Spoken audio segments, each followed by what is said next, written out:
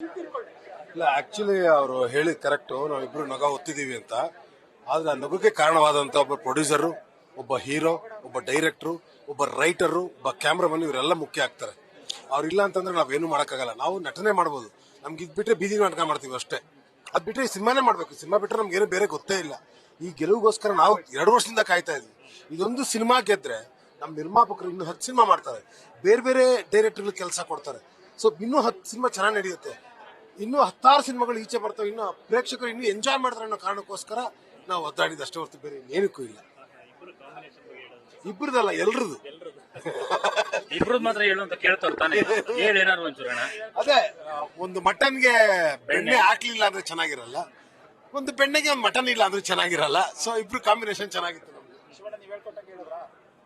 ಇದನ್ನೇನೆ ಹೇಳಿಲ್ಲ ಹಂಗೆ.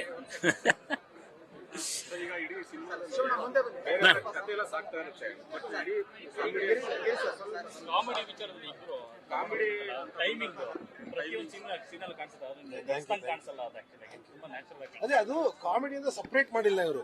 ಸಿಚುವೇಶನ್ ಅಲ್ಲೇ ಕಾಮಿಡಿ ಇರೋದ್ರಿಂದ ಸಪರೇಟ್ ಟ್ರ್ಯಾಕ್ ಅಂತ ಏನು ಮಾಡಕ್ ಆಗಲ್ಲ ಇದನ್ನ. ಯಾಕೆಂದ್ರೆ ಇದು ಒಂದು ಒಳ್ಳೆ ಬೃಹದಾಕಾರವಾದಂತ ಒಂದು ಸಬ್ಜೆಕ್ಟ್. ಇದು ಸಪರೇಟ್ ಮಾಡಿದ್ರೆ ಹೋಗ್ಬಿಡುತ್ತದು. ಕಥೆಲೆ ಸಿದ್ಧನ್ ಜೊತೆಲೆ ಬೆಣ್ಣೆ ಮಟನ್ ಜೊತೆಲೇ ಕಾಮಿಡಿ ಹೋಗ್ಬೇಕು. ಕಾಮಿಡಿ ಅನ್ನೋದು ನಮ್ಮ ಸಿನಿಮಾಗೆ ಸ್ಪೈನಲ್ ಕಾರ್ಡ್ ಇದ್ದಂಗೆ. ಅದೇ ಅದಕ್ಕೆ ಹೇಳಿದ್ ನಾವು ಕಾಮಿಡಿ ಕಮರ್ಷಿಯಲ್ ಸಿನಿಮಾ ಅಂತ.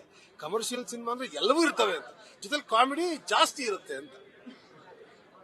ಈಗ ಅದನ್ನೇನೆ ಹೇಳಿದ್ರಲ್ಲ, ನಾವು ಆಲ್ರೆಡಿ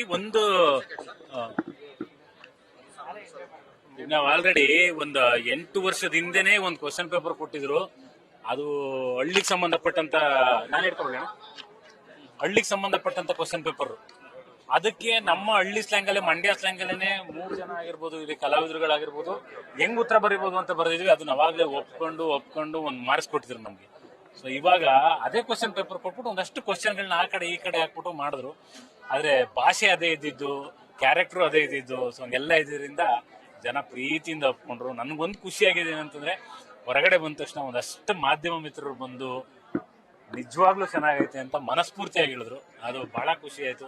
ಮತ್ತು ಕಾಂಬಿನೇಷನ್, ನಮ್ಮಿಬ್ರು ಕಾಂಬಿನೇಷನ್ ಅಥವಾ ನಮ್ಮ 3 ಜನರದ್ದು ಕಾಂಬಿನೇಷನ್ ನ ಒಟ್ಟಿಗೆ ನೋಡಿದಾಗ, ನಮ್ ಜೊತೆ ಇದ್ದಂತಹ, ನಮ್ ಜೊತೆ ಆಕ್ಟ್ ಮಾಡಿದ್ರೆ, ಸಿನಿಮಾದಲ್ಲಿ ಆಕ್ಟ್ ಮಾಡಿರೋ ಕೆಲವೊಬ್ರು ಕಲಾವಿದರುಗಳು ಹೇಳ್ತಿದ್ದು, ನೀವು ನಾರ್ಮಲ್ ಆಗಿ ಹೊರಗಡೆ ಹೆಂಗ್ ಮಾತಾಡ್ತಿದ್ರು ಹಂಗೆ ಅಲ್ಲೂ ಇತ್ತು, ನಮ್ಗೆ ಏನು ಅನ್ನಿಸ್ತಾ ಇರ್ಲಿಲ್ಲ, ಅಷ್ಟು ಲವಲವಿಕೆಯಿಂದ ಅಷ್ಟು ಖುಷಿ ಆಯ್ತು ಅಂತ. ಸೊ ಕಾಂಬಿನೇಷನ್ ಮತ್ತೆ ವರ್ಕ್ ಆಗಿದೆ, ಸಿನಿಮಾ ಗೆದ್ದಿದೆ. ಸತೀಶಣ್ಣ ಹೇಳ್ದಂಗೆ ಸಿನಿಮಾ ಗೆದ್ದಿದೆ. ನಮ್ಗೆ ಇದು ಬಿಟ್ರೆ ಏನು ಗೊತ್ತಿಲ್ಲ. ಮತ್ತೆ ಇನ್ನೊಂದು ಮುಖ್ಯವಾಗಿ ಇವರೇ ಥ್ಯಾಂಕ್ ಯು. ಎಲ್ಲಾ ಜನಗಳಿಗೂ ತಲುಪಂಗ್ ಮಾಡಿದ್ದು ನೀವು. ಸೊ ಜನಗಳು ಇಷ್ಟಪಡಕ್ಕೆ ಕಾರಣ ಆದವ್ರು ನೀವು. ಇಲ್ಲಿ ಬೆಣ್ಣೆ, ಅವನು ಸುಣ್ಣ ಅನ್ಕೊಂಡು ಉರಿಸ್ತಿರೋರು ನೀವೇ. ಒಬ್ರಿಗೆ ಮಾತು ಕೊಟ್ಟಿದ್ದೆ, ನೀವು ಸಿನಿಮಾ ಏನ್ ಎಕ್ಸ್ಪೆಕ್ಟ್ ಮಾಡ್ತಿರೋ ಅದಕ್ಕಿಂತ ಡಬಲ್ ಸಿಗುತ್ತೆ ಅಂತ. ಅವ್ರು ಬಂದು ಹೇಳಿದ್ರು ನಮ್ಮ ಸ್ನೇಹಿತರು, ನೀನ್ ಏನ್ ಹೇಳಿದ್ರೆ ಆ ಮಾತು ಉಳಿಸ್ಕೊಂಡೆ ಅಂತ. Thank you sir, thank you so much.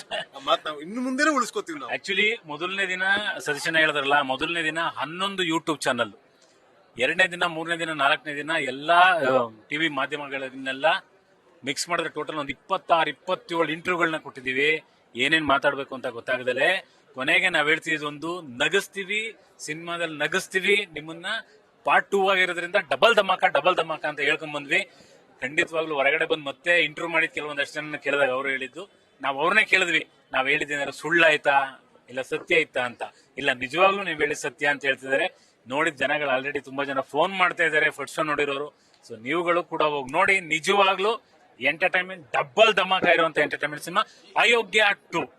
Dance ಮಾಡಿದ್ರಿ ಅಂದ್ರು, ಮಿಲ್ಕಿ ಬ್ಯೂಟಿ ಇಲ್ಲೇ ಇಲ್ಲವ್ರೆ.